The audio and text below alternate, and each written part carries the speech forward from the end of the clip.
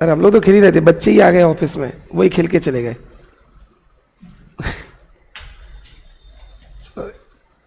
Start कर दिया, वो लगा देना पीपीटी। ये हाँ अच्छा खुला।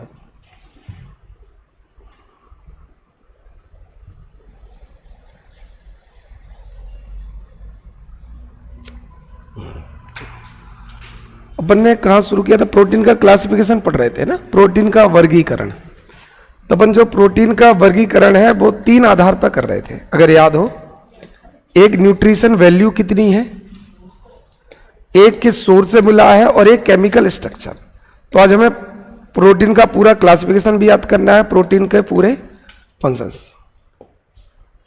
ठीक है, प्रोटीन कितने अमीनो एसिड का बनता है ये हमने देखा था। आवश्यक कितने हैं? 10। 8+2 बोला था। 2 के नाम क्या थे? आर्जिनिन और हिस्टिडीन। और 8 के नाम?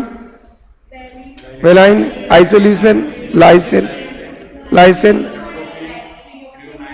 फेरेनाइन, मेथोरेन और ट्रिप्टोफैन। ये स्क्रीन चालू कर देना है ना।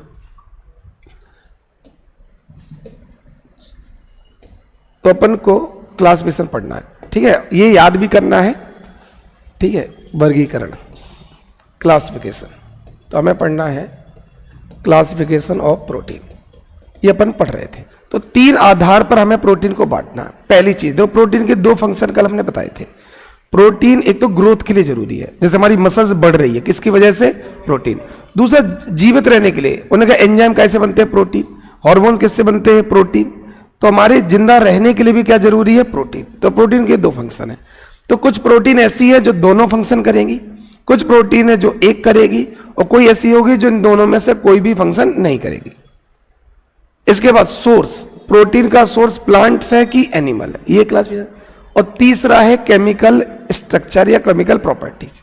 ठीक है, तो ये थोड़ा सा बड़ा क्लासिफिकेशन है, छोटे छोटे से है। सबसे पहले अपन देखते हैं बेस्ड ऑन न्यूट्रिशन वैल्यू, पोषण मूल्य के आधार पर। तो अगर ऐसी प्रोटीन जो दोनों काम कर सकती है, ठीक है, नाम मत छोड़ो, उसे बोलते हैं कंप्लीट प्रोटीन। ये सब किसके बेस पर रखा है? 2 साइंटिस्ट हैं, मेंडल और ओसबर्न, इन्होंने इसकी खोज की थी। तो कोई प्रोटीन कितने काम कर सकती, ये कौन, किसने पता किया था? मेंडल और ओसबर्न। इन्होंने कहा कुछ प्रोटीन होती है कंप्लीट। कंप्लीट का मतलब वो जीवित रखने के लिए भी जरूरी है और ग्रोथ के लिए भी जरूरी है। तो जो प्रोटीन दोनों काम कर सकती है उसे क्या बोलते हैं? Complete protein.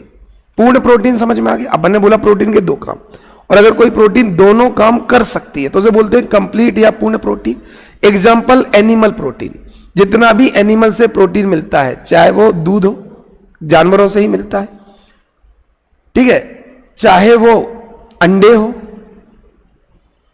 चाहे वो मीट हो, तो ये सारी प्रोटीन कैसी होंगी? कंप्लीट। तो एनिमल प्रोटीन कंप्लीट प्रोटीन है। क्यों? क्योंकि वो ग्रोथ के लिए भी जरूरी है और सर्वाइवल के लिए जरूरी है। तो एनिमल से क्या क्या मिलता है? दूध, तो दूध में केसिन वगैरह मिलता होगा। इसके बाद अंडे में एल्ब्यूमिन, आपने सुना होगा, ओव एल्ब्यूमिन। इसके अलावा मांस में ट्रिप्टोफैन। ये सब कैसी प्रोटीन है? कंप्लीट। तो कंप्लीट प्रोटीन बता पाओगे? ऐसी प्रोटीन जो दोनों काम कर सकती है। कौन से 2 काम? ग्रोथ भी करा सकती है और सर्वाइवल के लिए भी जरूरी है। एग्जाम्पल बता दोगे? सारे एनिमल प्रोटीन कैसे होते हैं? कंप्लीट। दूध में कौन सी प्रोटीन है? केसिन और लेक्ट एल्ब्यूमिन। लैक्टोज होता है कि नहीं, तो उसी से लेक्ट एल्ब्यूमिन। अंडे में एल्ब्यूमिन होता है, ओव एल्ब्यूमिन। ओवा मतलब अंडा, एल्ब्यूमिन। तो दूध का एल्ब्यूमिन लेक्ट एल्ब्यूमिन, अंडे का एल्ब्यूमिन ओव एल्ब्यूमिन। ठीक है, ये भी ओवा। और मीट में ट्रिप्टोफैन। ये सब कैसी प्रोटीन है? Complete protein. कंप्लीट प्रोटीन बता दोगे? तो पहली प्रोटीन कंप्लीट। दूसरा क्लासिफिकेशन है पार्सली कंप्लीट, आंशिक, जो केवल जीवित तो रख सकते हैं पर ग्रोथ नहीं होती। जो प्रोटीन दोनों काम करते हैं उन्हें क्या बोलते हैं? कंप्लीट। और जो केवल एक काम करते हैं, केवल जीवित रखने में तो मदद करेंगे पर ग्रोथ में उनका कोई रोल नहीं रहेगा, उन्हें क्या कहेंगे? Partial complete. जैसे पौधों से मिलने वाले प्रोटीन, जितनी भी तुम्हारी दालें वगैरह हैं सब पार्शियली कंप्लीट है। ये बात समझ में आ गया? तो मैंने उस दिन बोला था आपको पता चल जाएगा किस प्रोटीन से क्या होगा।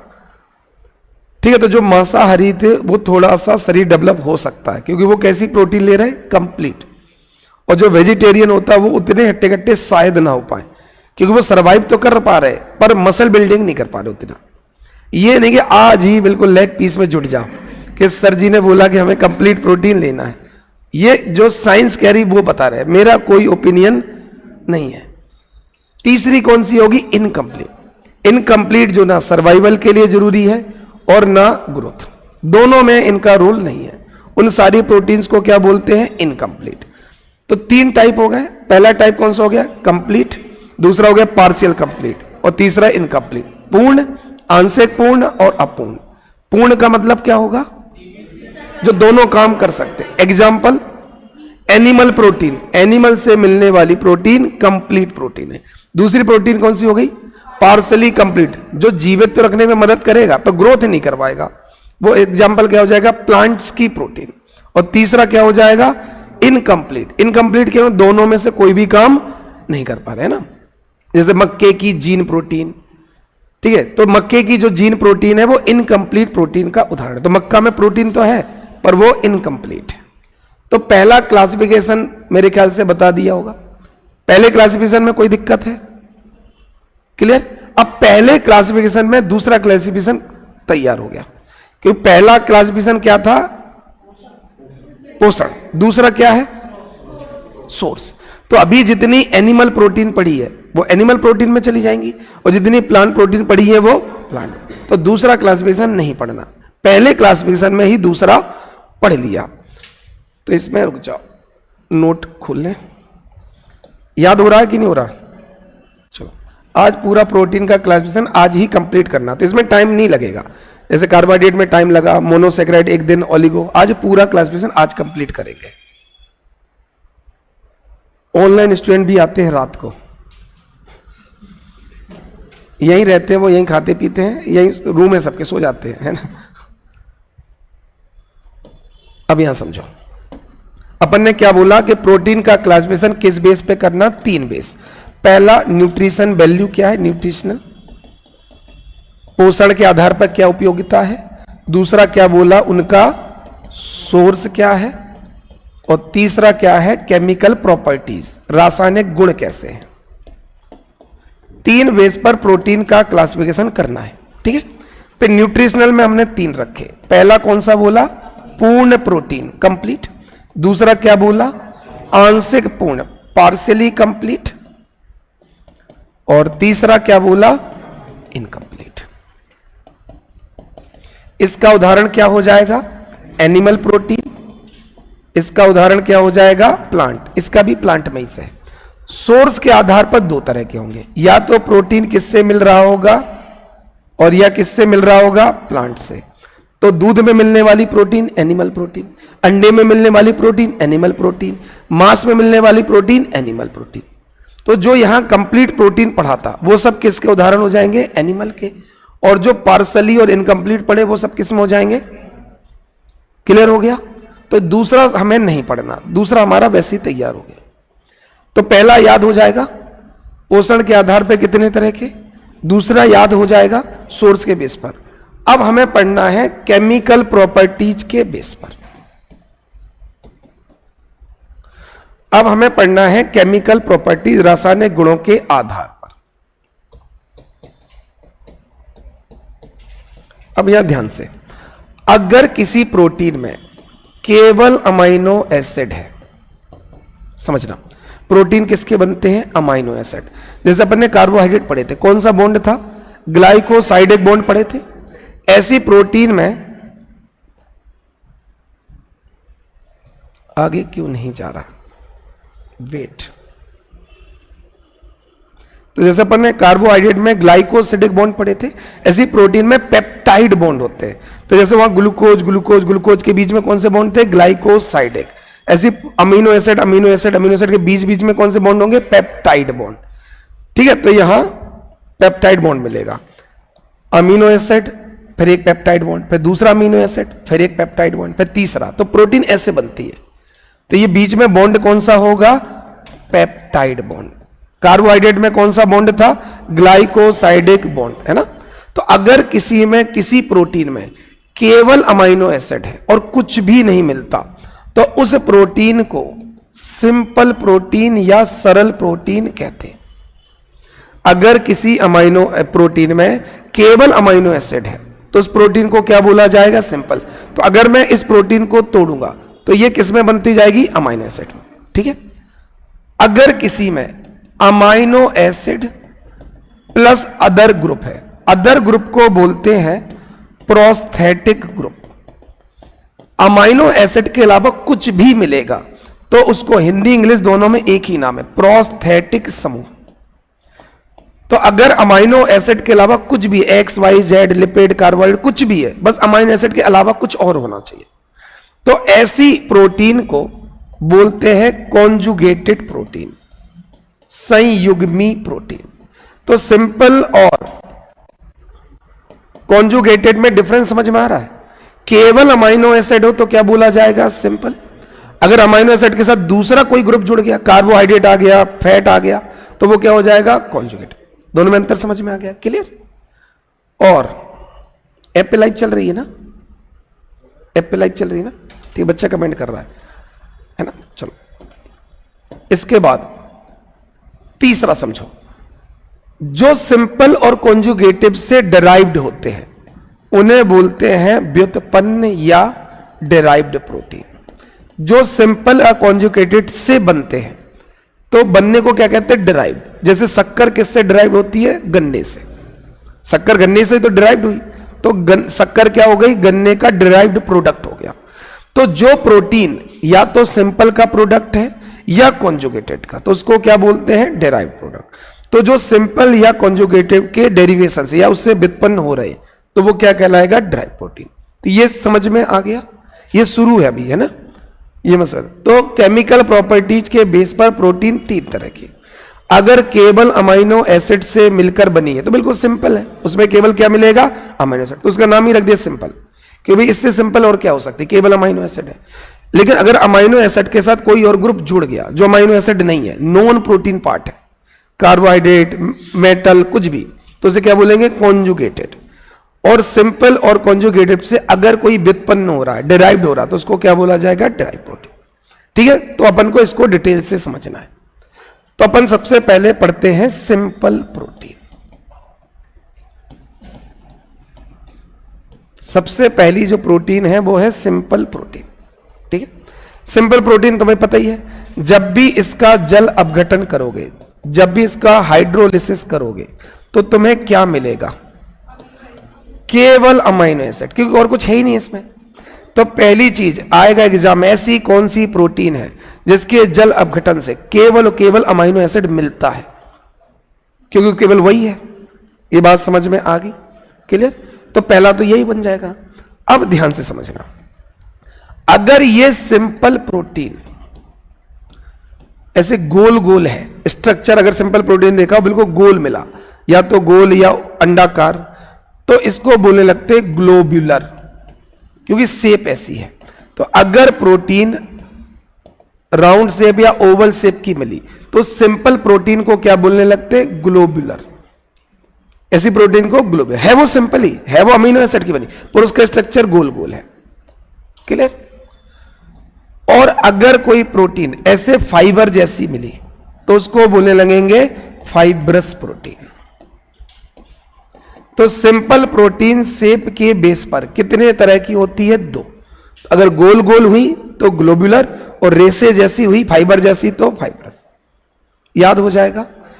तो केमिकल प्रॉपर्टीज के बेस पर प्रोटीन कितने तरह की होती है? तीन। इसमें तो कोई दिक्कत नहीं। फिर सिंपल प्रोटीन कितने तरह की हो सकती है? दो, सिंपल और ग्लोब्यूलर और फाइब्रस। अब ध्यान से समझना, जो फाइबर होते हैं ना, ये वाटर इनसॉल्युबल होता है, पानी में घुलता नहीं है। अब पानी में नहीं घुलेगा तो वो चीज बहुत अच्छी है। तो हमारे शरीर की ये चीजें जो बाहर रहती है, हमारे पूरे शरीर में जो बाहर रहती हैं, वो सब फाइब्रस है। अभी देखेंगे, क्योंकि जब भी हम पानी में जाएंगे, अगर कोई भी ऐसी चीज हुई जो घुलने वाली प्रोटीन हुई, तो जितनी बार नहाए, उन्होंने कहा भैया नहाते समय दादाजी की मृत्यु हो गई, क्योंकि भैया उनकी बाहरी शरीर ग्लोबुलर प्रोटीन की बनी थी, ये घुल जाती थी। दादाजी गए तो थे 5.5 फीट के, आए 3.5 फीट के। तो हमारे शरीर में जितनी भी बाहरी स्ट्रक्चर है, सब किसका बना है? फाइब्रस। क्योंकि ये वाटर इनसॉल्युबल होता, मजबूत होता है। ठीक है, तो इनके उदाहरण देख ले रहे फाइब्रस के।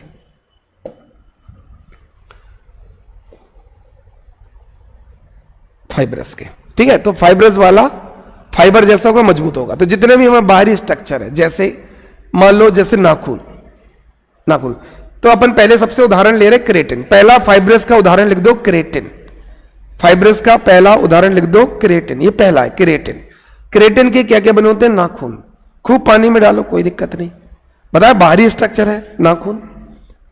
इसके बाद सींग, ये भी केराटिन के बने हैं। अब अपन में होते नहीं है ना, तो जानवरों में होते, सींग मजबूत होते हैं, देखा, पानी में घुलते नहीं है।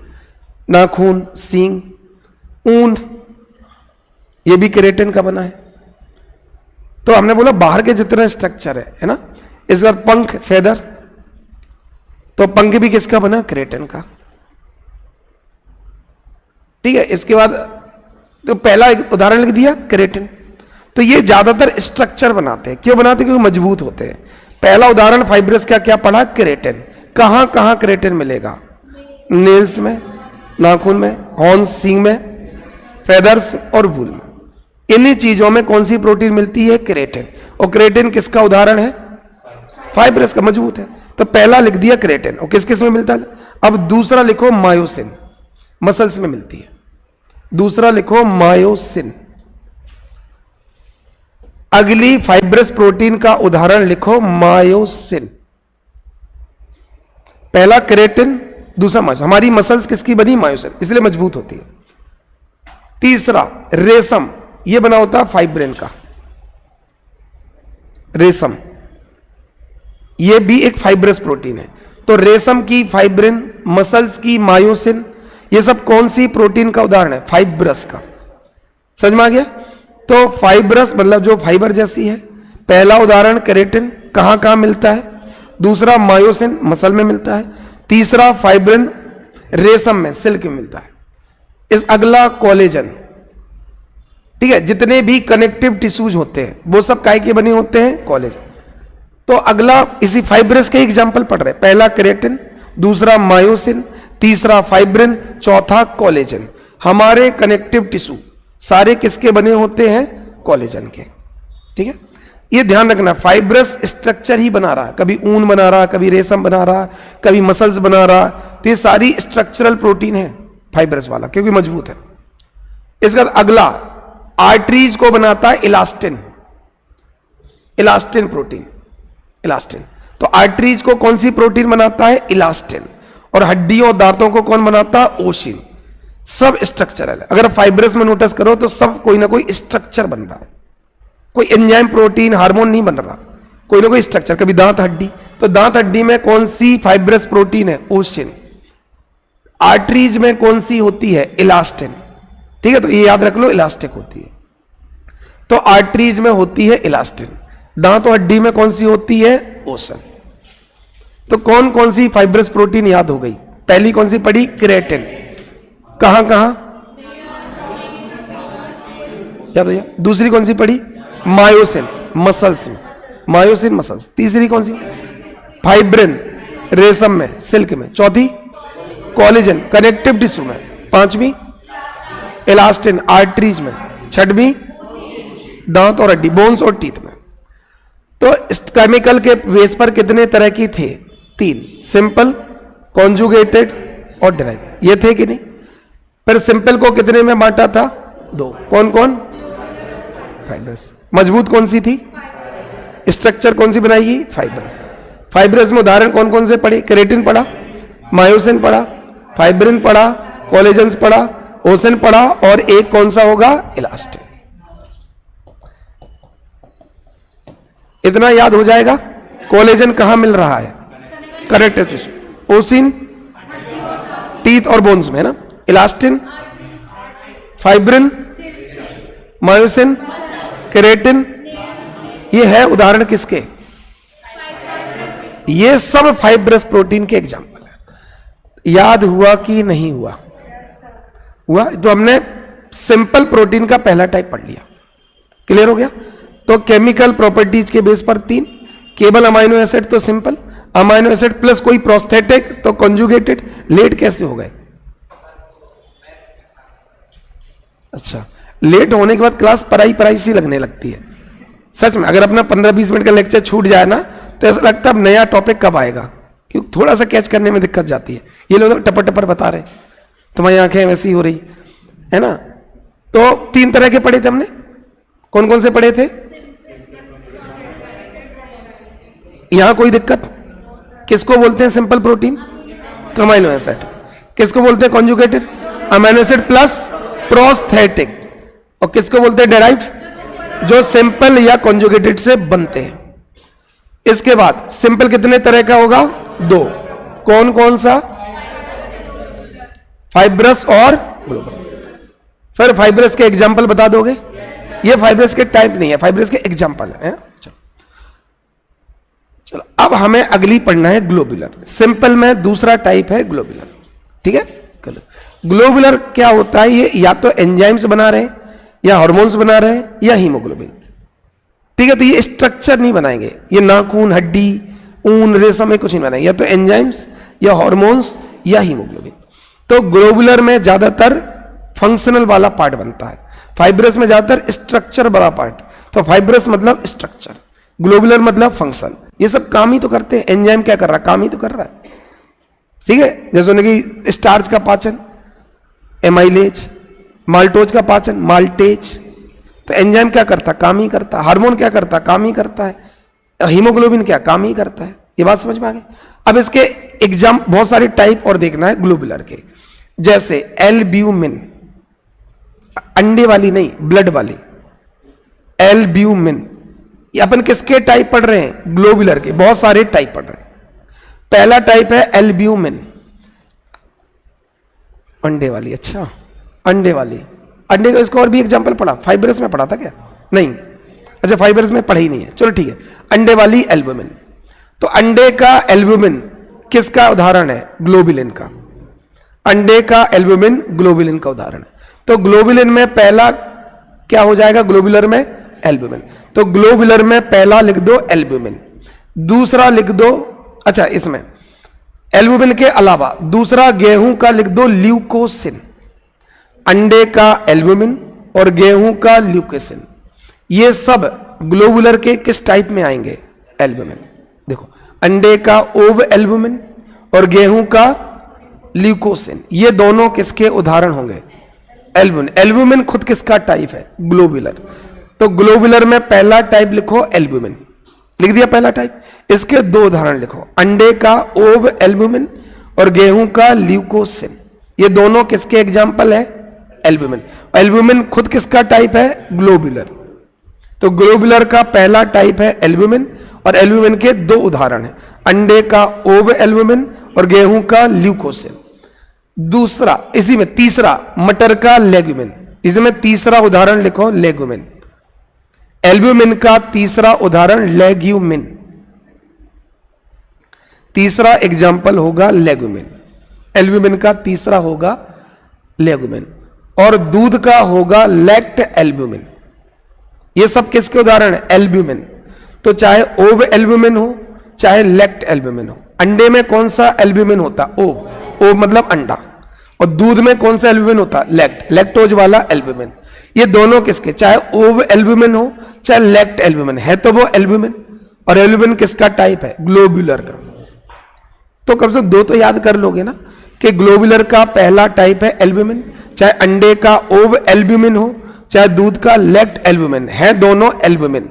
ओव एल्ब्यूमिन में भी एल्ब्यूमिन है और लैक्ट एल्ब्यूमिन में एल्ब्यूमिन है। चलो, इसके बाद अगला टाइप लिखो ग्लोबुलिन। एल्ब्यूमिन कंप्लीट हो गया। समझ में आ रहा? कंफ्यूज तो नहीं हो रहे? देखो, हमने क्या बोला कि सिंपल 2 तरह का होता है, फाइब्रस और ग्लोबुलर। फाइब्रस हमने पूरा पढ़ लिया। अब हम क्या पढ़ रहे हैं? ग्लोबुलर। ग्लोबुलर में पहला टाइप है एल्ब्यूमिन।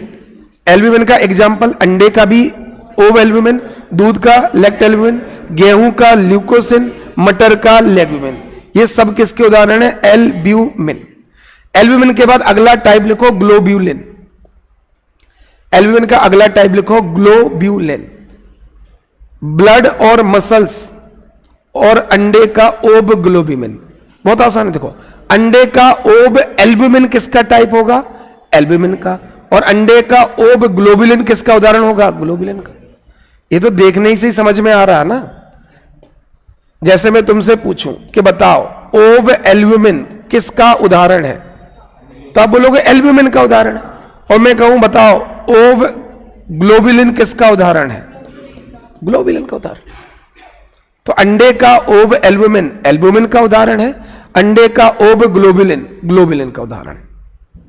इसके अलावा ब्लड और मसल में भी ग्लोबुलिन प्रोटीन पाई जाती है। क्लियर? तीसरा लिखो ग्लूटेलिन। पहला हो गया एल्ब्यूमिन, दूसरा हो गया ग्लोबुलिन, तीसरा लिखो ग्लूटेलिन। ये किसके टाइप पढ़ रहे अपन? ग्लोबुलर प्रोटीन के। ग्लोबुलर प्रोटीन का पहला टाइप एल्ब्यूमिन, दूसरा ग्लोबुलिन, तीसरा ग्लूटेलिन्स। अब ग्लूटेलिन्स के एग्जाम्पल, गेहूं का ग्लूटेनिन। आपने सुना होगा गेहूं में ग्लूटेन बहुत नुकसान करता है, ऐसा सुना होगा? वो ग्लूटेलिन का उदाहरण है। तो कई लोगों ने गेहूं छोड़ दिया है खाना, या ग्लूटेन फ्री गेहूं आने लगा है। आप आटे जाओगे अच्छे ब्रांड मॉल में और ग्लूटेन फ्री गेहूं चाहिए, क्योंकि ग्लूटेन ऐसा पता चला रिसर्च में कि नुकसान कर रहा है। पर मेरा मानना जो सदियों से खाया जा रहा वो नुकसान नहीं करता। लोगों ने ऐसे करके पहले सरसों छुड़वाया, बोले रिफाइंड खाओ, रिफाइंड खाओ, रिफाइंड खाओ। जब 4-5 साल रिफाइंड खा लिया, अरे यार गलत रिसर्च हो गई, रिफाइंड सबसे ज्यादा नुकसान करता, कच्ची दानी सरसों खाओ। यही हो रहा कि नहीं? 5-6 साल कितना नाटक चला, और इसलिए हार्ट अटैक बढ़ रहा कि सरसों खा रहे। देखो ये ध्यान रखो, एक चीज है जो तुम समाज शास्त्र में पीएससी में पढ़ते हो, प्रथा, कस्टम्स, जो एक जनरेशन से दूसरी जनरेशन जाती है उसी को कहते हैं प्रथाएं। और एक जनरेशन से दूसरी जनरेशन वही चीज जाती है जो उनकी जीवन में सबसे अच्छी है। अरे किसी ने अपनी पूरी पीढ़ी में जो सबसे अच्छा लगा वही अगली पीढ़ी को सिखाया। ये बात समझ में आई कि नहीं? जैसे पुरानी पीढ़ी क्या कहती थी? कर्ज मत लो, कर्ज मत लो, ईएमआई पे मत लो। यही तो कहती थी। वो कहती जब तुम्हारे पास पैसा हो जाए तब घर ले लो, पैसा हो जाए तो गाड़ी ले लो। तो गलत थोड़ी कह रहे, क्योंकि ईएमआई के चक्कर में तुमने ले तो ली, उसी समय तुम्हारी जॉब चली गई, तो घर चला गया, समाज में बेइज्जती हो गई। लो कर्जे में ये घर ले रहे थे, बहुत हो गया। पूरी 2008 की महामंदी कर्जे की वजह से आई थी, कभी उसको पढ़ना। तो गेहूं में ग्लूटेनिन, पर देखना 5-6 साल बाद एक रिसर्च लिख के आएगी कि गेहूं में सबसे ज्यादा फायदेमंद कौन सा है? ग्लूटेनिन। तो मेरा ये मानना जो पीढ़ियों से चलता आ रहा उसको मत चेंज करो, जो नया नया शुरू हो गया उसको चेंज कर सकते हैं। जैसे नया नया रिफाइंड आया, छोड़ दो, मुझे ऐसा लगता पर्सनली, क्योंकि रिफाइंड के मामले में ये सही हुआ। पहले लोगों ने रिफाइंड खाया, अब डॉक्टर रिफाइंड मना करने लगा, और सरसों का तेल, कच्ची घानी सरसों तेल होने लगा। घी अब फायदेमंद बोलने लगे डॉक्टर, घी तो खाना ही खाना। पहले क्या बोलते थे? अरे घी छोड़ दो, घी छोड़ दो, इसी से मोटापा बढ़ रहा है। वही है। तो गेहूं में ग्लूटेनिन। मुझे बताओ मोटापे की समस्या पहले ज्यादा थी कि अब हो रही? छोटा बच्चा फुटबॉल जैसा मिलता है अब, पहले ऐसे छोटे बच्चे नहीं मिलते थे। ध्यान से देखो, जैसा शहरों का जो छोटा बच्चा मॉल में मिल रहा, गांव में एक बच्चा बता दो जितना मोटा हो। गांव का आदमी एक कटोरी भर भर के घी खा रहा, वो मोटा हो ही नहीं रहा। शहर का आदमी जंक फूड में फूलता जा रहा है, कुछ नहीं उसमें बर्गर है ना। और चावल में कौन सी है? आर्जिनिन। ये दोनों किसके उदाहरण है? ग्लूटेन के। तो ग्लूटेलिन का उदाहरण गेहूं और चावल दोनों है। गेहूं का ग्लूटेन और चावल का आर्जिनिन। ठीक है, तो ग्लूटेलिन का उदाहरण ग्लूटेन है, ये तो याद करने में दिक्कत नहीं जाएगी। ग्लूटेलिन, ग्लूटेनिन, और चावल में आर्जिनिन। बिल्कुल, हाँ वही आर्जिनिन, वही आर्जिनिन से बना आर्जेनिन प्रोटीन। तो हमने ग्लोबुलर में पहला टाइप कौन सा पढ़ा? एल्ब्यूमिन। दूसरा कौन सा पढ़ा? ग्लोब्यूलिन। तीसरा ग्लूटेलिन। चलो चौथा प्रोलेमिन। चौथा पढ़ो प्रोलेमिन। इसका उदाहरण हो जाएगा गेहूं का ग्लाइडिन। गेहूं का ग्लाइडिन। तो गेहूं में लाइसिन पढ़ा था, अभी देखो तुमने लिखा होगा कहीं गेहूं का लाइसिन, ल्यूकोसिन काय का उदाहरण था? एल्ब्यूमिन का। और गेहूं का ग्लूटेनिन, ग्लूटेलिन का। और गेहूं का ग्लाइडिन, प्रोलेमिन का। तो एक तरफ क्या करना, आज जाना गेहूं लिखना, और लिखना गेहूं की कौन सी चीज किसका उदाहरण है। गेहूं का ल्यूकोसिन किसका उदाहरण है? गेहूं का ग्लूटेन किसका उदाहरण है? गेहूं का ग्लाइडिन किसका उदाहरण है? ऐसे याद हो जाएगा कि नहीं? और मक्के का कुछ है ही नहीं, चलो छोड़ दो, है ही नहीं। तो प्रोलेमिन चौथा। पांचवा लिखो, अच्छा एक और लिखो, इसी में इसमें प्रोलेमिन में एक जौ और लिख दो, बार्ले, बार्ले का हॉर्डिन, बार्ले, बार्ले मतलब जौ होता है ना, बार्ले का लिखो हॉर्डिन। तो प्रोलेमिन में कौन कौन से उदाहरण हो जाएंगे, गेहूं का ग्लाइडिन और बार्ले का हॉर्डिन। तो ग्लाइडिन हॉर्डिन दोनों किसके उदाहरण हो जाएंगे, प्रोलेमिन। तो पहला एल्ब्यूमिन, दूसरा ग्लोबुलिन, अभी रिवाइजन कराएंगे, जब तक याद नहीं होगा छोड़ेंगे नहीं। Albumin, globulin, ग्लूटेलिन, प्रोलेमिन। प्रोलेमिन में गेहूं का ग्लाइडिन और जौ का हॉर्डिन। पांचवा हिस्टोन्स, एल्ब्यूमिन वो अगला लिखो, ग्लोबुलर में हिस्टोन्स। हीमोग्लोबिन उदाहरण में लिख दो, हिस्टोन का उदाहरण होगा हीमोग्लोबिन।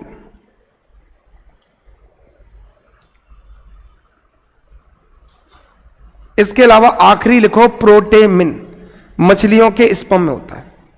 प्रोटेमिन काय में मिलता है, मछलियों के स्पर्म में, मछलियों के स्पर्म। कितने हो गए, 6। चलो अपन देखते हैं। तो केमिकल प्रॉपर्टीज के बेस पर प्रोटीन कितने तरह की होती है, याद हो गया, चलो बहुत बढ़िया। फिर सिंपल कितने तरह की होती है, फाइब्रस, और ये भी याद हो गया।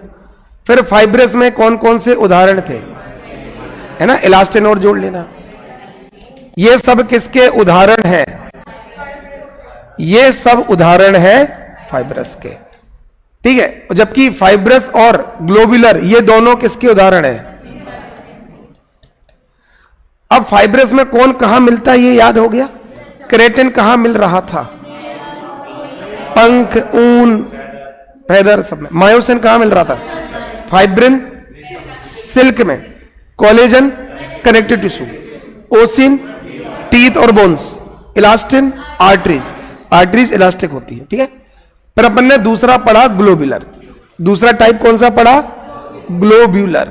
इसमें पहला कौन सा पढ़ा, एल्ब्यूमिन, उदाहरण याद है, एग का ओव एल्ब्यूमिन और दूध का लैक्ट एल्ब्यूमिन। एल्ब्यूमिन के दो तो याद हो जाएंगे, ओव एल्ब्यूमिन, लैक्ट एल्ब्यूमिन। दूसरा कौन सा पढ़ा, ग्लोब्यूलिन। तीसरा कौन सा पढ़ा, ग्लूटेलिन, गेहूं का ग्लूटेन, इसी का उदाहरण। चौथा कौन सा पढ़ा, प्रोलेमिन। पांचवा कौन सा पढ़ा, हिस्टोन्स। और आखिरी कौन सा पढ़ा, प्रोटेमिन, मछलियों वाला। ये सारे टाइप किसके हैं, ग्लोब्यूलर। देख लो भैया, याद करना ही करना, कोई ऑप्शन नहीं है। तुम्हारे सिलेबस में लिखा है क्लासिफिकेशन, तो याद पूरा करना है। तो ये दोनों सिंपल प्रोटीन है, फाइब्रस और ग्लोबुलर।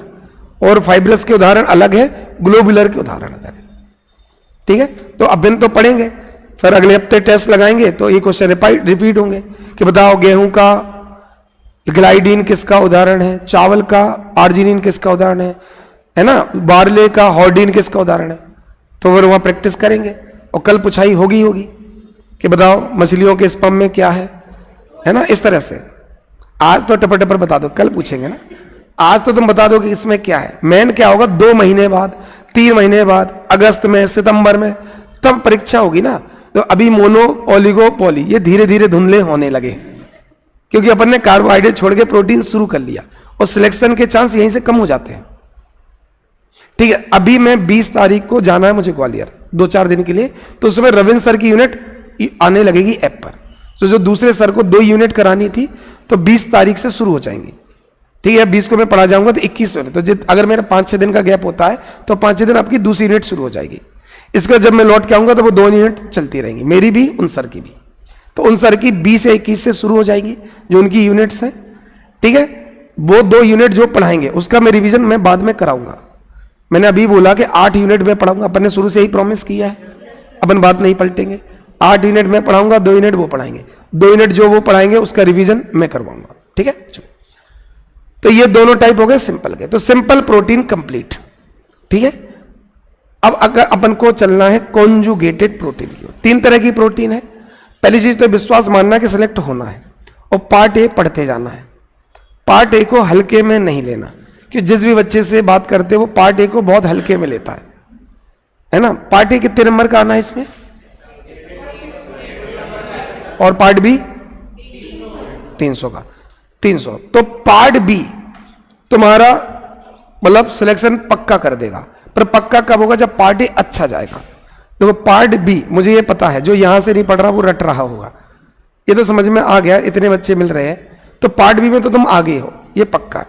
पार्ट ए भैया अच्छा करते जाना, चाहे हमारे यहां से पढ़ लो चाहे सेल्फ पढ़ लो, वो तुम्हारी मर्जी है, कोई दिक्कत नहीं। इसलिए हमने पार्ट ए पार्ट बी दोनों अलग ऑप्शन भी प्रोवाइड करा दिए, ऐसा कोई फोर्स नहीं किया कि पार्ट ए भी पढ़ना है। पर 150 नंबर स्कोरिंग करना, देखो दो चीजें होती, एक होती टफ और एक होती इजी। टफ में पेपर बिगड़ना नहीं चाहिए क्योंकि टफ है, और अपन पार्ट बी की जो कोचिंग लगाई इसीलिए तो लगाई कि पार्ट बी बहुत अच्छा चला जाए। पर पार्ट ए पर ध्यान भी तो इतना देना है कि वो स्कोरिंग बना रहे। अगर वो 150 है तो भैया 150 में ज्यादातर क्वेश्चन बन जाने चाहिए, ये ध्यान रखना। तो पार्ट बी 300 की तो गारंटी हम ले ही रहे, पर पार्ट ए अगर आप लोग खुद से पढ़ रहे हो तो भैया उसका बहुत अच्छा करना। पता चला अपन एग्जाम देने गए, पार्ट भी बहुत शानदार गया, एमपी बेकार चला गया, ये मत करना। अभी से पार्ट ए में थोड़ी थोड़ी मेहनत करने लगना है ना। अगस्त में सिलेबस पूरा होगा, है ना। और कितनी क्लासेस हो गई अपनी? हाँ 8-9 क्लास तो हो चुकी है ना। कॉन्जुगेटेड अभी मेरी 5-6 दिन छुट्टी होगी तो कवर कर लेना, मुझे नहीं पता 1 दिन होगी या 5-6 दिन होगी, 1 से लेकर 5 दिन का कोई गैप हो सकता है ना। कॉन्जुगेटेड, कॉन्जुगेटेड का मतलब क्या बताया था? जब भी अमीनो अम्ल के साथ कोई भी दूसरा, और दूसरे को क्या बोला था? Prosthetic group. तो जब अमीनो अम्ल के साथ प्रोस्थेटिक ग्रुप जुड़ जाए तो उसे बोलते हैं कॉन्जुगेटेड। तो कॉन्जुगेटेड का मतलब समझ में आ गया। एपीएसओ बैच मुझे बहुत अच्छा लगता है, पूरे दिन पढ़ाने के बाद भी मैं थक जाता हूं, पर इस बैच में थकान लगती ही नहीं है क्योंकि तुम लोग ऐसे कॉन्फिडेंस से आते हो। क्या होता है जब बच्चे को लगता है नहीं सर बहुत अच्छा पढ़ा रहे, तो पॉजिटिव वाइब्स आती हैं और वो टीचर को फील होती है। और किसी बैच में पागल बना रहा है कुछ नहीं, कई लोग होते हैं ना स्मार्ट बच्चे, तो वो नेगेटिव वाइब्स आती है, पर वो बैच में मन ही नहीं करता कई बार। तो ऐसा होता है कि बैच से होता है कि कौन सा बैच। तो अगर बच्चा बिल्कुल ट्रस्ट करता है तो हम पे एक जिम्मेदारी भी होती है। ऐसा नहीं होता बच्चे ने ट्रस्ट किया पागल बनाओ, कि उसने तो आंख बंद कर ली, सर पे भरोसा। तो 2 तरह का हो सकता है, आपने हम पर ट्रस्ट कर लिया तो या तो मैं खूब पागल बनाऊं, आधा अधूरा पढ़ाऊं, थोड़ा थोड़ा पढ़ाऊंगा, अरे बेटा इतना डेप्थ मत जाना, कोई फाइब्रस ग्लोबुलर नहीं, तुम तो 3 टाइप के पढ़ो, सिंपल, कॉन्जुगेटेड, आगे बढ़ो, ऐसा भी हो सकता है। और मैं तो केवल नाम भी पढ़ा सकता था, पर जितना है पूरा पढ़ा रहे। तो ट्रस्ट आपने किया तो मेरे पास 2 ऑप्शन, आपने आंख बंद कर दी, अब मैं चाहे पढ़ा के अगस्त में कैसे सिलेबस करके बिठा। अब लेकिन जब 14 दिसंबर को पेपर होगा और आपके हाथ में पेपर होगा, फिर आपकी आत्मा जो बद्दुआएं देगी वो नहीं झेल सकते ना यार, समझे। तो आपने ट्रस्ट किया, और जब बच्चा बहुत ही ट्रस्ट करता है तो मैं बहुत दबाव में, शायद आपने कोटा फैक्ट्री वाली वेब सीरीज देखी हो, तो उसमें जीतू भैया कहते हैं कि जो सेलेक्ट हो जाते हैं उनकी टेंशन नहीं है। कई बच्चे ऐसे होते हैं जो कहते हैं सर जैसा आप बोलोगे, जितना आप बोलोगे उतना उतना पढ़ेंगे, और जब उस बच्चे का किसी कारण से सिलेक्शन नहीं होता तब सोचो मुझ पे कितनी दिक्कत, क्योंकि वो आया क्या पढ़ना है, न्यूज़पेपर, क्या पढ़ना, आंसर राइटिंग, पीएससी में ऐसे आते हैं। मैं उन्हें बताता हूं बढ़िया टॉप कर रहे, पर कई बार टॉपर बच्चा नहीं निकल पाता। ऐसे ग्वालियर में भी एक स्टूडेंट के साथ हुआ था, वो हमारे बैच का टॉपर बच्चा था, वो हर साल टॉप करता था, यहां नहीं, उसने जितनी टेस्ट सीरीज ज्वाइन की सब पे टॉप, पर वो सिलेक्ट नहीं हुआ, और जो एवरेज होते थे वो सिलेक्ट हो गए। तो उस बच्चे का मुझे आज तक दुख है कि उस बच्चे का नहीं हुआ, पर मैरिज हो गई, छोड़ दी, नहीं तो सिलेक्शन हो जाता। लड़कियों में रहता है, उस बच्ची का बहुत दुख है। और इस समय 4.0 में 2 सिस्टर्स आती, वो हर बैच में टॉप, शुरू से लेकर हर टेस्ट में टॉप किया, एसएमजे सत्यमेव जयते लगाए, हर में टॉप किया, उनका मेंस रुक गया। और जो बिल्कुल आधे अधूरे नंबर, अरे सजी तैयारी नहीं है, क्वेश्चन नहीं बने, सब इंटरव्यू कॉल आ गए। तो मैं देखता हूं कि यार जिसकी शानदार तैयारी है, फिर मेरा भी दिमाग कभी कभी खराब हो जाता है कि इससे तो बन ही नहीं रहा था, इसकी तो आंसर राइटिंग नहीं हो रही थी, तो फिर कभी कभी दिमाग खराब था। फिर क्या होता, जिनका नहीं हुआ फिर उन पर बहुत मेहनत करनी पड़ती, क्योंकि उनने आप पर ट्रस्ट किया, आपके यहाँ बहुत नंबर आ रहे, फिर क्यों नहीं आ रहा, फिर ये करना पड़ता। तो टीचर के ऊपर दबाव ज्यादा होता है। तो जब आप ट्रस्ट करते हो तो मैं ऐसा नहीं होता फ्री हैंड हो गए, ऐसा कभी नहीं हुआ। जैसे आज टाइमिंग बदली तो फिर मैंने सॉरी लिखा, क्योंकि कोई टाइपिस्ट नहीं था, और ये पीपीटी में टाइप करने में मुझे पर्टिकुलरली बहुत टाइम लग जाता है। जैसे पीपीटी बनाता मैं हूं, पर टाइप करके कोई और देता है, टाइपिस्ट कोई था नहीं, इसलिए वो क्लास थोड़ा लेट होती चली गई, बाकी कोई रीजन नहीं है। तो इसकी वजह से अपन ने अभी 15 मिनट पहले मिली, मैंने आपके आ गया, अभी मिली बस क्लास के 5 मिनट पहले जस्ट, तो इस वजह से लेट हुआ। तो मुझे बुरा लगता है कि किसी दिन क्लास ऑफ हो जाए, जैसे लोगों ने कहा सर होली है मत रखो क्लास। अब इन्हें बोले सर एक रिक्वेस्ट, अब बताओ मुझे क्या करना चाहिए। इन्हें बोले सर आज, बस आज क्लास नहीं रखो, तो बताओ मेरी ड्यूटी क्या बनती है? छुट्टी। तो इसलिए मैंने बोला कि यार उसमें कई लोगों ने टूटा दिल कि नहीं, ऐसे बनाया कि नहीं, पता नहीं किसने बनाया, मैंने चेक नहीं किया, है ना। चलो यहां समझो, अब अपन को पढ़ना है कॉन्जुगेटेड। उसमें भी बच्चा नो नो नो छुट्टी मत करो, कौन है मैंने देखा नहीं पर था। तो सिंपल पढ़ लिया अपन ने, अब अपन को पढ़ना कॉन्जुगेटेड। कॉन्जुगेटेड मतलब अमीनो एसिड के साथ कोई प्रोस्थेटिक ग्रुप, ये बहुत आसान है। प्रोस्थेटिक, अब देखो अगर उसमें न्यूक्लिक एसिड जुड़ गया, अगर प्रोटीन के साथ न्यूक्लिक एसिड जुड़ गया तो उसे क्या बोलेंगे? न्यूक्लियोप्रोटीन। बहुत आसान, प्रोटीन प्लस न्यूक्लियस एसिड। अगर प्रोटीन के साथ न्यूक्लिक एसिड जुड़ गया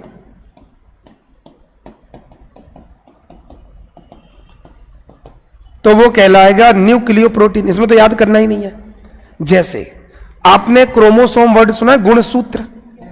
क्रोमोसोम कैसे बनता है, कोई बताएगा? कैसे बनता है क्रोमोसोम? काय का बना होता है क्रोमोसोम? देखो सुन, क्रोमोसोम बनता है डीएनए, जो एक न्यूक्लिक एसिड है, प्लस हिस्टोन प्रोटीन। तो क्या आपको ऐसा नहीं लग रहा है कि जो क्रोमोसोम है वो न्यूक्लिक एसिड लिखा है, डीऑक्सी राइबोज न्यूक्लिक एसिड, नाम ही पूरा। तो न्यूक्लिक एसिड प्लस प्रोटीन है ना, हिस्टोन छोड़ो, प्रोटीन तो है। तो अगर न्यूक्लिक एसिड के साथ प्रोटीन जुड़ गई तो उसे क्या बोला जाएगा? न्यूक्लियोप्रोटीन। उदाहरण होगा क्रोमोसोम। गुणसूत्र किसका उदाहरण होंगे? न्यूक्लियोप्रोटीन, क्योंकि न्यूक्लिक एसिड और प्रोटीन के साथ। समझ में आ गया? अरे जैसे मंडे से हम लोगों ने केवल 4 मेंस वाला ग्रुप बनाया, उसमें 400 एडमिशन है। एक हमने बैच बनाया सुंदरम में, इस बिल्डिंग में नहीं, सुंदरम में, मंडे से है, 17 तारीख से है। उसकी शर्त ही है या तो 4 मेंस हो या 1 इंटरव्यू, उसमें 400 एडमिशन है। तो अब सोचो, उसमें कई ऐसे जो सिलेक्टेड हैं, अभी बस डिप्टी कलेक्टर बनना है। अब ऐसा आदमी तुम्हारे पास आएगा तो मैं खिलवाड़ कर सकता हूं, और जिसके 4 मेंस, 5 मेंस, 6 मेंस, उसकी मिनिमम रिक्वायरमेंट है 4 मेंस, तो 5 मेंस, 6 मेंस, 2 इंटरव्यू, 3 इंटरव्यू, नायब तहसीलदार, बीडीओ, जनपद सीओ। अब तुम इनको पागल कैसे बना सकते हो? जो खुद सिलेक्ट हुए, ये तो पहली क्लास में मुझे जज कर लेंगे कि अच्छा समझा पा रहे कि नहीं। ये बात समझ में आ गई? तो वो चैलेंजिंग होता है कि सारे जितने सिलेक्टेड इंटरव्यू है सबको गाइड करेंगे। तो मंडे से सुंदरम, वहां बिल्डिंग तैयार हुई, हमारा जो दूसरा है वही हो रहा है मंडे से, तो उस पे है। जैसे बीडीओ आज आया था मीडा, वो बीडीओ है, बोले सर डिप्टी कलेक्टर बनना है, डिप्टी कलेक्टर नहीं बन पा रहे।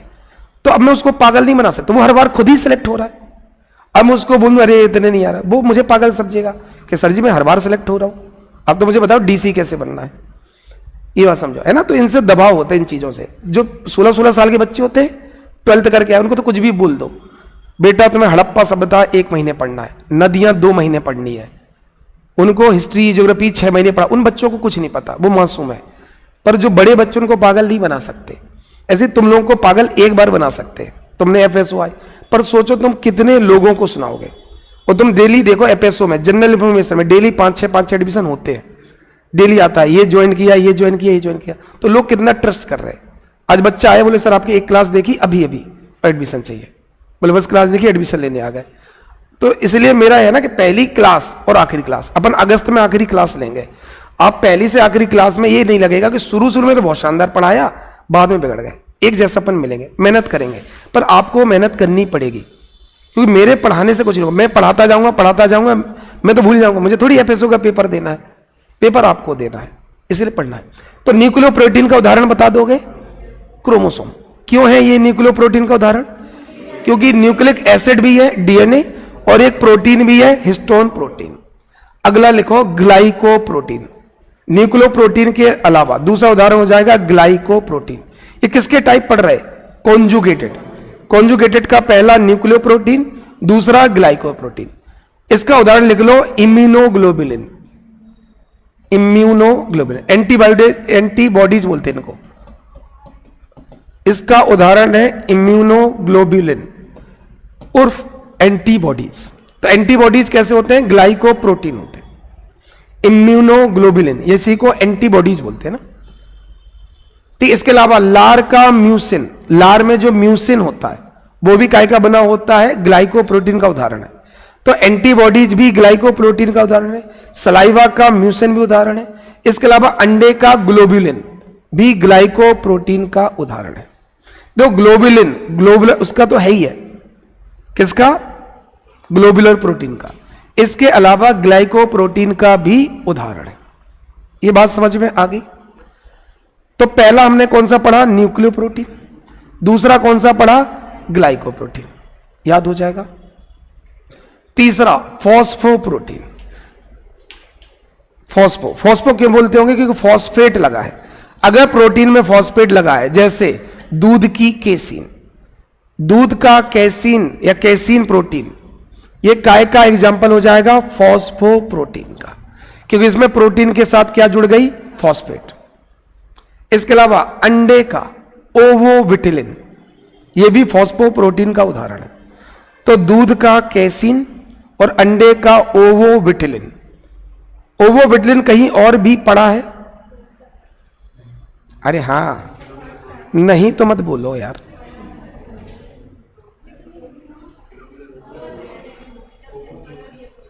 कहां कहीं पढ़ा था यार? ये पढ़ा था। तो जब हमने कंप्लीट प्रोटीन पढ़ा था, तो कंप्लीट प्रोटीन में बोला था कि ओवोविटामिन भी एक कंप्लीट प्रोटीन है। अंडे की दोनों प्रोटीन कैसी है? कंप्लीट। जानवरों से मिलने वाली हर प्रोटीन कैसी होती है? कंप्लीट। तो यहां हमने पढ़ा था। चलो कोई दिक्कत नहीं, जहां कंफ्यूजन होगा अपन रिवाइज करेंगे बार बार। देखो, अपन पढ़ रहे हैं कॉन्जुगेटेड प्रोटीन। कॉन्जुगेटेड मतलब अमीनो एसिड के साथ कुछ और जुड़ा होगा, जैसे न्यूक्लियोप्रोटीन, ग्लाइकोप्रोटीन, फॉस्फोप्रोटीन। फॉस्फोप्रोटीन का उदाहरण कौन होगा? दूध का कैसीन और अंडे का ओवोविटिलिन, ये फॉस्फोप्रोटीन का उदाहरण है। ठीक है। अगला क्रोमोप्रोटीन। क्रोमो मतलब कलर। जब भी कोई कलर्ड पिगमेंट प्रोटीन के साथ जुड़ जाए, जब भी प्रोटीन के साथ कोई कलर, क्रोमो मतलब कलर, तो अगर प्रोटीन के साथ कलर पिगमेंट जुड़ गया तो उसको क्या बोलेंगे? क्रोमो मतलब कलर। जैसे हीमोग्लोबिन सुना होगा, किस कलर का होता है? Red colour. इसलिए हमारा खून भी कैसा होता है? रेड कलर का। तो हीमोग्लोबिन कैसी प्रोटीन का उदाहरण है? क्रोमोप्रोटीन, क्योंकि प्रोटीन प्लस कलर पिगमेंट, तो हीमोग्लोबिन भी। इसके अलावा आंख का विजुअल पर्पल, हाँ, आंख में विजुअल पर्पल, इसमें भी कलर पिगमेंट होता। आंख में एक प्रोटीन होती है विजुअल पर्पल, जो किस कलर की होती है? पर्पल कलर की। तो आई में एक प्रोटीन होती है विजुअल पर्पल प्रोटीन, ये भी किसका उदाहरण हो जाएगा? क्रोमोप्रोटीन। तो होमोग्लोबिन लाल रंग का है, और जब भी रंग वाला पिगमेंट जुड़ेगा तो क्या कहलाएगा? क्रोमोप्रोटीन। ठीक है। और अपने पढ़ा भी होगा बचपन, इसमें साइंस में पढ़ा होगा, हीमोग्लोबिन काय का बना होता है? Heme plus globin. और ग्लोबिन क्या है? एक प्रोटीन है। ग्लोबिन क्या है? एक प्रोटीन है। और हीम क्या है? एक कलर पिगमेंट है। तो प्रोटीन के साथ क्या जुड़ गया? Colour pigment. इसलिए किसका उदाहरण हो गया? क्रोमो। तो कॉन्जुगेटेड का पहला उदाहरण न्यूक्लियोप्रोटीन। न्यूक्लियोप्रोटीन का उदाहरण दूसरा टाइप ग्लाइकोप्रोटीन। उदाहरण इम्यूनोग्लोबुलिन, लार की म्यूसिन। तीसरा फॉस्फेट जुड़ता। उदाहरण केसीन और अंडे का ओवोविटिलिन। चौथा क्रोमो कलर, तो हीमोग्लोबिन याद रहेगा। आंख की विजुअल पर्पल। अब अगला लिखो लिपोप्रोटीन। लिपोप्रोटीन मतलब जिसमें प्रोटीन के साथ लिपिड हो, जिसमें प्रोटीन के साथ लिपिड हो उसे बोलेंगे लिपोप्रोटीन। इसका एग्जाम्पल आपने सुने होंगे शायद,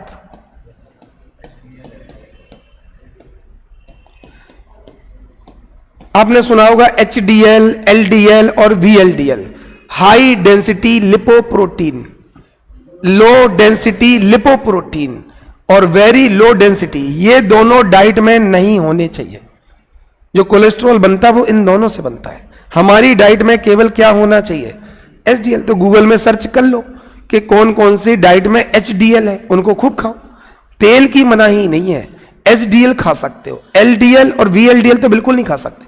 वेरी लो डेंसिटी, तुरंत जमा होता है, तो हमारी आर्टरीज में तुरंत जमा होता है, ब्लॉक कर देता है। हमें हाई डेंसिटी खाना चाहिए जो जमा ना हो। तो ये सब क्या है? Lipoprotein. High density lipoprotein, low density lipoprotein, very low density lipoprotein, ये सब किसके एग्जाम्पल है? लिपोप्रोटीन। समझ में आ गया? तो एलडीएल, एचडीएल और वीएलडीएल ये सब लिपोप्रोटीन के उदाहरण है। पूरा नाम में लिपोप्रोटीन आता है। अगला फ्लेवोप्रोटीन, अगला लिखो फ्लेवोप्रोटीन। जब प्रोटीन के साथ राइबोफ्लेविन जुड़ जाए, इसका उदाहरण तो अपन ने पढ़ ही लिया, एलडीएल, एचडीएल, वीएलडीएल। अगला लिखो फ्लेवोप्रोटीन। तो जब प्रोटीन के साथ राइबोफ्लेविन जुड़ जाए, तो राइबोफ्लेविन, फ्लेविन की वजह से क्या बोलने लगे? फ्लेवो। तो फ्लेविन की वजह से फ्लेवोप्रोटीन, जैसे कि एंजाइम्स। ज्यादातर एंजाइम कैसे प्रोटीन है? फ्लेवोप्रोटीन है।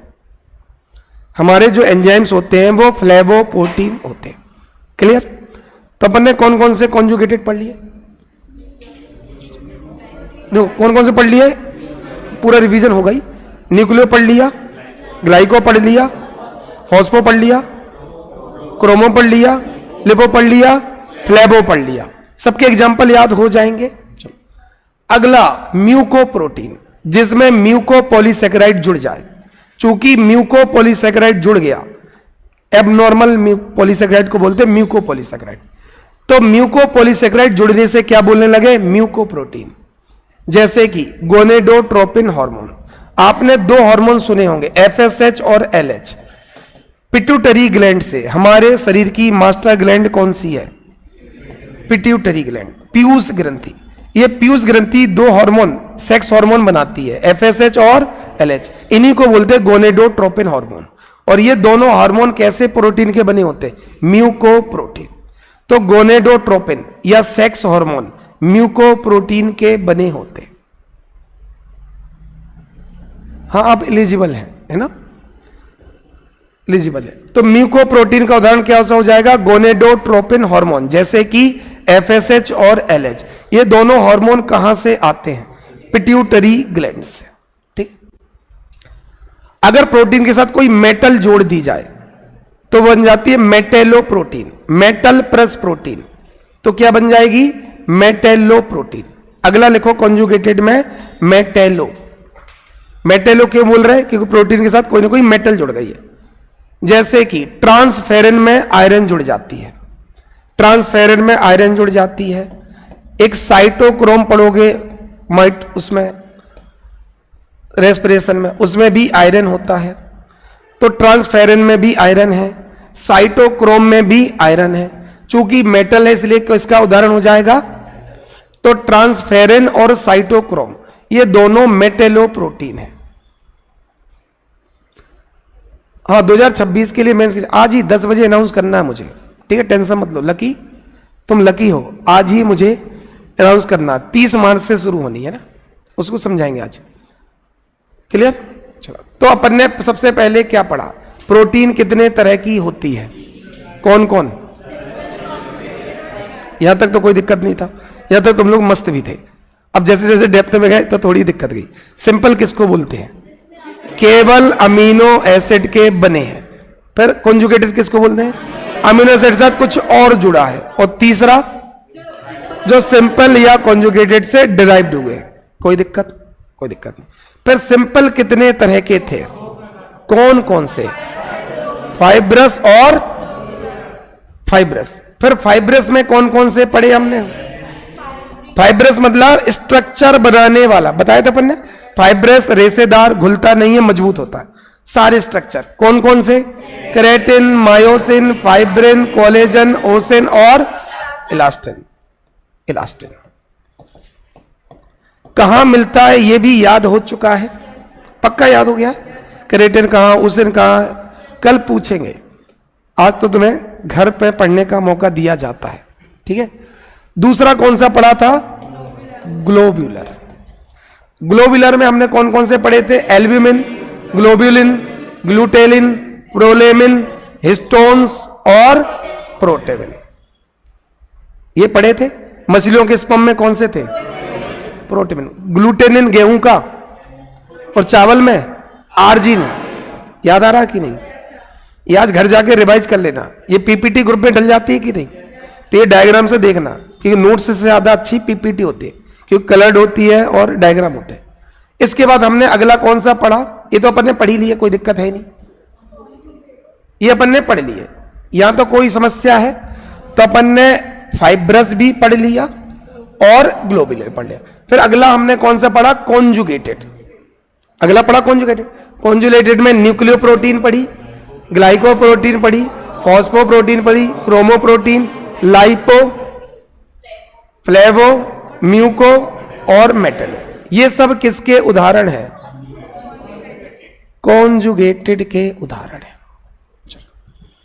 याद हो गया कि नहीं, कोई समस्या है, कोई समस्या नहीं है, देख लो जल्दी से, आगे भी पढ़ना, आज स्ट्रक्चर पूरा खत्म करना, क्लासिफिकेशन। तो जल्दी से इतना रिवाइज याद कर लो, 2 मिनट देख लो, फिर आगे अपन पढ़ते हैं। रजिस्टर में जितना लिखा 2 मिनट पलट लो, जैसे आगे कंफ्यूज ना हो।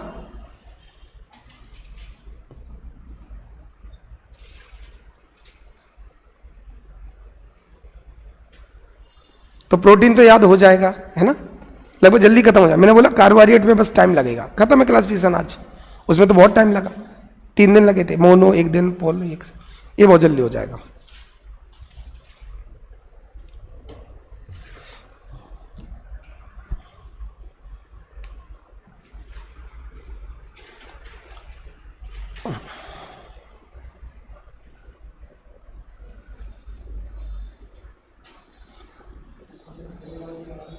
आए तो पहले आपसे ज़्यादा हमें वेट हो रहा है।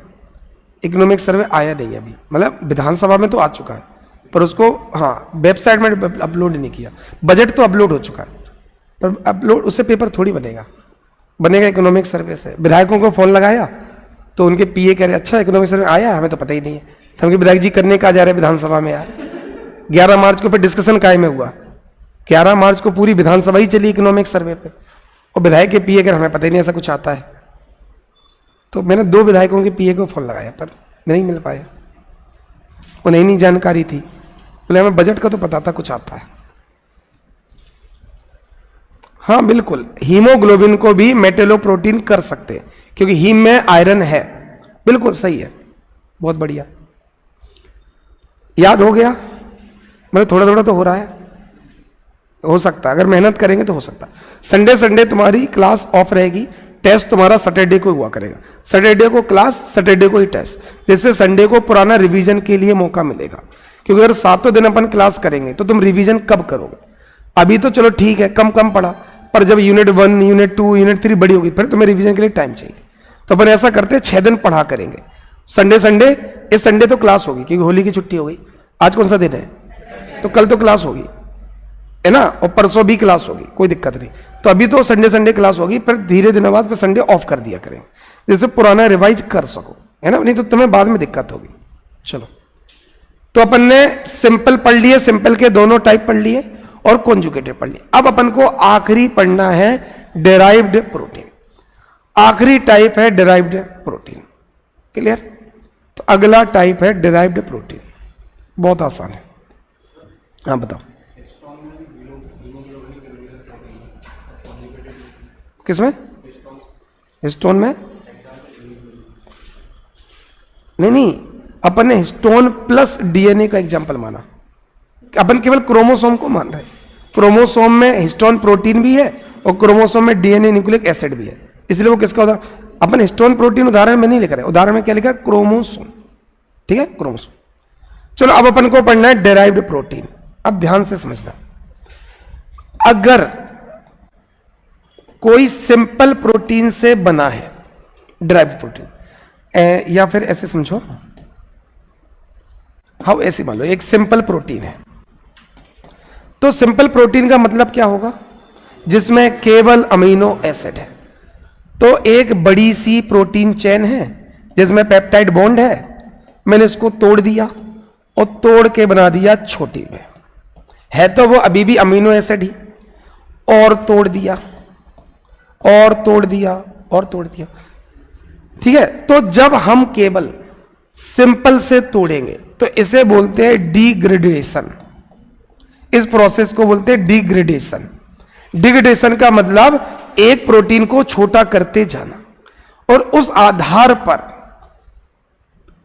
डिराइव्ड को बोलते हैं सेकेंडरी। समझना ध्यान से, अभी कुछ मत लिखो, मुझे लिखने दो, पहले तुम समझो फिर लिखो। देखो समझो, हमने क्या किया, एक प्रोटीन ली, प्रोटीन को तोड़ा, तो क्या इस प्रोटीन से कुछ और डिराइव्ड हुआ कि नहीं हुआ? पर इसको तोड़ा तो कुछ और बना, तो डिराइव्ड हो गया। पर उसको तोड़ा तो कुछ और बना, कुछ और तोड़ा। तोड़ने को क्या बोलते हैं? डिग्रेडेशन। तो जब हम प्रोटीन, सिंपल प्रोटीन को डिग्रेड करते हैं तो उस समय जो डिराइव्ड प्रोटीन मिलती है उसे क्या कहते हैं? Secondary derived protein. समझ में आई? अभी कुछ मत लिखो। सेकेंडरी डिराइव्ड प्रोटीन का मतलब समझ में आया? जब हम सिंपल प्रोटीन को तोड़ते चले जाएं तो हमें एक छोटी प्रोटीन मिलती चली जाएगी, और हर छोटी प्रोटीन क्या कहलाएगी? Secondary derived. क्योंकि ये एक ही प्रोटीन से, अपने क्या बोला, सिंपल या कॉन्जुगेटेड से जो डिराइव्ड हो उसे क्या बोलेंगे? डिराइव्ड। और जो सिंपल से डिराइव्ड हो उसको क्या बोलते हैं? सेकेंडरी। ये बात समझ में आ गया? अगर मैं क्या करूं, ध्यान से समझना, मैंने अमीनो एसिड की एक चेन ले ली प्रोटीन की, और उसमें मान लो या तो लिपिड है या ग्लाइको है या न्यूक्लियो, कुछ भी कर दिया, तो प्रोटीन के साथ जब कुछ और जुड़ जाता है तो उसे क्या बोलने लगते हैं? कॉन्जुगेटेड। ये बोलते हैं कि नहीं? लिपोप्रोटीन, ग्लाइकोप्रोटीन, न्यूक्लियोप्रोटीन ऐसे बोलते हैं। अब मैंने क्या किया, इसको तोड़ना शुरू कर दिया, इसको तोड़ दिया और ऐसा कुछ बना दिया। तो इसको तोड़ने से तो ये बना है, इसी से तो ये डिराइव्ड हुआ, तो है तो अभी भी डिराइव्ड, पर ये किससे डिराइव्ड हुआ? कॉन्जुगेटेड से। और जब कॉन्जुगेटेड से बनता है तो इस प्रोसेस को बोलते हैं डीनेचुरेशन। दोनों में अंतर समझो। जब मैं सिंपल प्रोटीन को तोड़ता चला जाऊं तो इस प्रोसेस को क्या बोलते हैं? डिग्रेडेशन। और जब मैं कॉन्जुगेटेड को तोड़ता जाऊं तो क्या कहलाएगा? डीनेचुरेशन। जब भी डिग्रेडेशन से डिराइव्ड करूंगा तो कैसा होगा? सेकेंडरी। और जब भी डीनेचुरेशन से करूंगा तो कैसी होगी? प्राइमरी। तो ड्राइव प्रोटीन कितने तरह की होती? दो, या तो प्राइमरी होगी या तो सेकेंडरी होगी। प्राइमरी सेकेंडरी समझ में आ गई? जब मैं कॉन्जुगेटेड को तोड़ूंगा तो क्या कहलाएगा? डीनेचुरेशन। और उस समय बनने वाली डिराइव्ड क्या कहलाएगी? Primary derived protein. अगर मैं सिंपल प्रोटीन को तोड़ता चला जाऊंगा तो क्या कहलाएगा? डिग्रेडेशन। और उससे बनने वाली प्रोटीन क्या कहलाएगी? Secondary protein. तो डिराइव्ड प्रोटीन कितने तरह की होती है? दो। कौन कौन सी? प्राइमरी और सेकेंडरी। याद हो जाएगा, प्राइमरी और सेकेंडरी। प्राइमरी कैसे बना होगा? डीनेचुरेशन से। डीनेचुरेशन, और डीनेचुरेशन का मतलब क्या होता है? प्रोटीन को प्रोस्थेटिक ग्रुप से अलग करना। प्रोटीन और प्रोस्थेटिक को अलग करना क्या कहलाता है? डीनेचुरेशन। और केवल प्रोटीन प्रोटीन को तोड़ना क्या कहलाता है? डिग्रेडेशन। तो डिग्रेडेशन से बनने वाली प्रोटीन सेकेंडरी प्रोटीन डिराइव्ड हो रही ना, और कॉन्जुगेटेड से बनने वाली प्राइमरी कॉन्जुगेटेड। तो प्राइमरी सेकेंडरी समझ गया? जब भी कॉन्जुगेटेड प्रोटीन को तोड़ोगे तो प्राइमरी डिराइव्ड बनेगा, जब सिंपल प्रोटीन को तोड़ोगे तो सेकेंडरी डिराइव्ड प्रोटीन बनेगी। यहां तक कोई समस्या? चलो, सबसे पहले अपन पढ़ेंगे प्राइमरी डिराइव्ड प्रोटीन। ठीक है, प्राइमरी डिराइव्ड प्रोटीन। यहां कॉन्सेप्ट में कोई दिक्कत है क्या? इसमें कोई दिक्कत है क्या? सिंपल को तोड़ने से सेकेंडरी बनता है, कॉन्जुगेटेड को तोड़ने से प्राइमरी। अपने डिराइव्ड में क्या पढ़ा था? या तो ये सिंपल से डिराइव्ड होते हैं या कॉन्जुगेटेड से। कॉन्जुगेटेड से डिराइव्ड होने पर कैसी? प्राइमरी, और सिंपल से होने पर सेकेंडरी। क्लियर हो रहा है? ठीक है, चलो बहुत बढ़िया।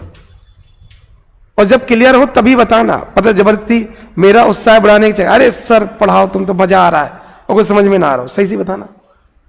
ठीक है, प्राइमरी का एग्जाम्पल पैरा लिखो, प्रोटीन्स। प्रोटीन्स नहीं है, प्रोटीन्स।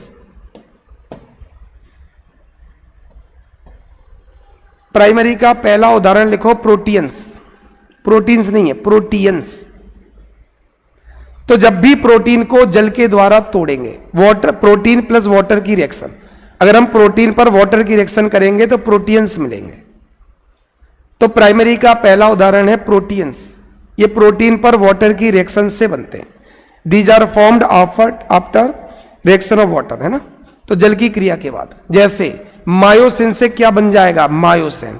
देखो मायोसिन है एक प्रोटीन, जैसे इसमें वाटर रिएक्शन किया क्या बन गया? मायोसिन। जैसे इलास्टिन पढ़ा था कि नहीं अभी? आर्टरी में कौन सी प्रोटीन है? जैसे इसमें पानी डाला क्या बन जाएगा? एडेस्टीन। तो ये सब है कॉन्जुगेटेड प्रोटीन, और ये उनसे बनने वाले प्राइमरी डिराइव्ड प्रोटीन। जैसे मायोसिन से क्या बन जाता है, मायोसिन, तो मायोसिन से डिराइव्ड हो गया मायोसिन, इलास्टिन से हो गया एडेस्टिन, और ऐसे ही फाइब्रिन से हो गया, और फाइब्रोनोजन से हो गया फाइब्रिन। तो ये सब किसके एग्जाम्पल है, डिराइव्ड के। मायोसिन किससे डिराइव्ड हो रहा है, मायोसिन। एडेस्टिन किससे डिराइव्ड हो रहा है, इलास्टिन।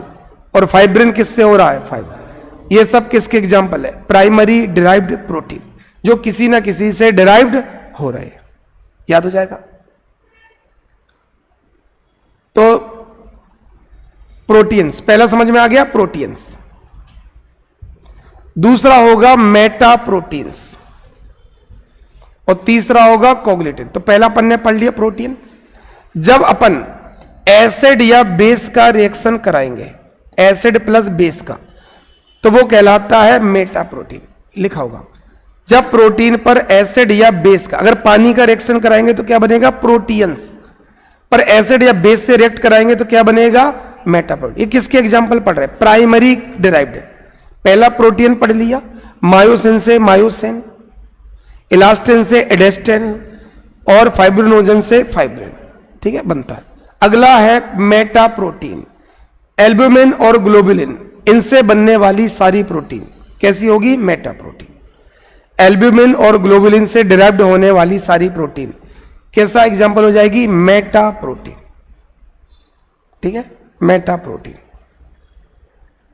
तो पहला हो गया प्रोटीन्स, दूसरा हो गया मेटा प्रोटीन, तीसरा कोगुलेटेड प्रोटीन। अगर प्रोटीन को गर्म किया या अल्कोहल डाल दिया, अगर प्रोटीन पर को गर्म करो या अल्कोहल डाल दो, तो वो किस में कन्वर्ट हो जाता, कोगुलेटेड। प्रोटीन पर पानी डालने से क्या बना था, प्रोटीन्स। प्रोटीन पर एसिड बेस डालने पर क्या डालना था, मेटा प्रोटीन। और प्रोटीन को गर्म करना या अल्कोहल डालने से क्या बनेगा, कोगुलेटेड। एग्जाम्पल लिखो, बॉइल्ड अंडे का एल्ब्यूमिन। ठीक है, जैसे अंडे को बॉईल किया, बताया प्रोटीन को गर्म करने पर क्या बन जाएगा, कोगुलेटेड।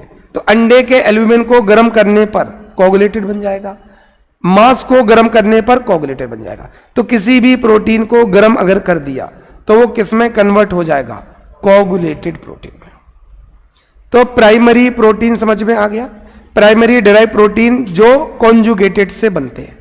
कितने तरह के होते हैं, 3, प्रोटीन्स, मेटा प्रोटीन्स और कोगुलेटेड। पानी की रिएक्शन से प्रोटीन्स, एसिड बेस की रिएक्शन से मेटा प्रोटीन, और पानी या तो गर्म या अल्कोहल से, तो याद हो जाएगा गर्म से। तो अंडा गर्म कर दो तो भी कोगुलेटेड बन जाएगा, चिकन मटन गर्म कर दो तो भी। तो जो लोग एग खा रहे, चिकन खा रहे, मटन खा रहे, वो सब कौन सी प्रोटीन खा रहे हैं, कोगुलेटेड। ठीक है, तो कोई भी दोस्त बोले तो दोस्त से कहो कि तुम प्राइमरी डेरिवेटिव प्रोटीन खा रहे हो और उसमें भी कोगुलेटिव प्रोटीन खा रहे हो, बोल सकते हो, कोई दिक्कत थोड़ी है। चलो अब अपन को पढ़ना सेकेंडरी। ठीक है, सेकेंडरी कैसे बनता है, सिंपल प्रोटीन को तोड़ते जाने से। तो जब भी प्रोटीन को तोड़ोगे तो तुम्हें सबसे पहले मिलेगा प्रोटीओज। प्रोटीन को तोड़ते ही सबसे पहले क्या मिलेगा, प्रोटीओज। वही सिंपल को ही तोड़ते जा रहे हैं ना, सिंपल को तोड़ने से सेकेंडरी बनता है कि नहीं। तो प्रोटीन को तोड़ने के बाद क्या बनेगा, प्रोटीओज। अपन ने पढ़ा होगा ना कि हमारे शरीर में प्रोटीन का डाइजेशन कहां होता है, सबसे पहले स्टमक में, पढ़ा था कि नहीं। कौन सी एंजाइम करती है, पेप्सिन, सुना है। तो सबसे पहले मानव शरीर में प्रोटीन कहां डाइजेस्ट होती है, स्टमक। कौन सा एंजाइम, पेप्सिन। तो जैसी पेप्सिन डाइजेस्ट करती होगी क्या बनता होगा, प्रोटीओज। टूटने के बाद क्या बनेगा, पेप्टोन। प्रोटीओज के टूटते ही क्या बन जाएगा, पेप्टोन। और पेप्टोन के टूटते ही क्या बन जाएगा, पेप्टाइड। और पेप्टाइड के टूटते बन जाएगा अमीनो एसिड। तो प्रोटीन छोटी होती जाएगी, नाम बदलते जाएंगे। प्रोटीन थोड़ी छोटी हुई क्या नाम होगा, प्रोटीओज। थोड़ी और छोटी हुई तो पेप्टोन, थोड़ी और छोटी हुई तो और छोटा होगा तो अमाइनो एसिड। याद हो जाएगा, सिंपल है, बस छोटा करते जा रहे हैं। सिंपल प्रोटीन के टूटने से बना सेकेंडरी डिराइव प्रोटीन। प्रोटीन तोड़ा प्रोटीओज, और तोड़ा पेप्टोन, और तोड़ा पेप्टाइड, और तोड़ा अमाइनो एसिड। कैसे पता चलेगा कि ये चेन प्रोटीओज है, पेप्टोन है, तो इसमें कुछ प्रोसेस है। जैसे अमोनियम सल्फेट डालने से प्रोटीओज का पता चल जाता है, प्रोटीओज है कि पेप्टोन है कि पेप्टाइड है। कैसे पता चलेगा, अमोनियम डाल दोगे प्रोटीओज का पता चल जाएगा। फॉस्फो टंगस्टेन डाल दोगे, पेप्टोन का पता चल जाएगा। अगर अमोनियम सल्फेट डाला तो किसका पता चलेगा? प्रोटियोज का। फॉस्फो टंगस्टन डाला तो पेप्टोन का, और बाईयूरेट टेस्ट लगाया तो पेप्टाइड का। तो ये चेन कितनी छोटी हो चुकी है पता कर सकते हो। अमोनियम सल्फेट से प्रोटियोज, फॉस्फो टंगस्टन से पेप्टोन, और बाईयूरेट से पेप्टाइड हो जाएगा। ठीक है, तो बताओ जल्दी से, प्रोटीन कितने तरह की होती है? 3। कौन कौन? सिंपल, कॉन्जुगेटेड और डेराइव। सिंपल कितने तरह की? कौन कौन? ग्लोबुलर और फाइब्रस। फिर कॉन्जुगेटेड कितने तरह की? 2, प्राइमरी और सेकेंडरी। प्राइमरी कब बनती है? कॉन्जुगेटेड प्रोटीन के टूटने से प्राइमरी बनती है, उसे डीनेचुरेशन कहते हैं। और सेकेंडरी किसको बोलते हैं? सिंपल प्रोटीन के टूटने से सेकेंडरी, उसे डिग्रेडेशन बोलते हैं। प्राइमरी का उदाहरण बताओ। प्रोटीन्स, मेटा प्रोटीन्स और कोगुलेटेड प्रोटीन। कोगुलेटेड प्रोटीन कब बनेगा? प्रोटीन को गर्म करने से, एल्कोहल डालने से। मेटा प्रोटीन कब बनेगा? एसिड और बेस से। और प्रोटीन्स कब बनेगा? चलो बहुत बढ़िया। इसके बाद सेकेंडरी का उदाहरण बताओ। प्रोटीन तोड़ते ही प्रोटियोज, प्रोटीन तोड़ते ही पेप्टॉन्स, पेप्टोन तोड़ते ही पेप्टाइड, और सबसे लास्ट में अमाइन। प्रोटीन का क्लासिफिकेशन कंप्लीट हो चुका है। आज घर पे जाके इसको रिवाइज करना, कल इसको पूछेंगे। कल प्रोटीन का फंक्शन, प्रोटीन का स्ट्रक्चर और प्रोटीन का मेटाबॉलिज्म शुरू हो जाएगा। 2 दिन में अपनी प्रोटीन क्लास कंप्लीट हो जाएगी। ठीक है, अब 2-2, 3 दिन में एक क्लास खत्म हो जाएगी। ठीक है, थैंक यू। ठीक है, तो कल ये याद करके आ जाना। ठीक है, आज ज्यादा इसलिए नहीं पढ़ा रहे कि यही बहुत याद करने का है। आज बहुत नाम है याद करने को। पहले तो मुझे लग रहा था डर ना जाओ, पर लगा तुम लोगों ने याद कर लिया, अच्छी बात है। ठीक, कल पहले पूछेंगे, फिर रिवाइज कराएंगे, फिर आगे पढ़ाएंगे।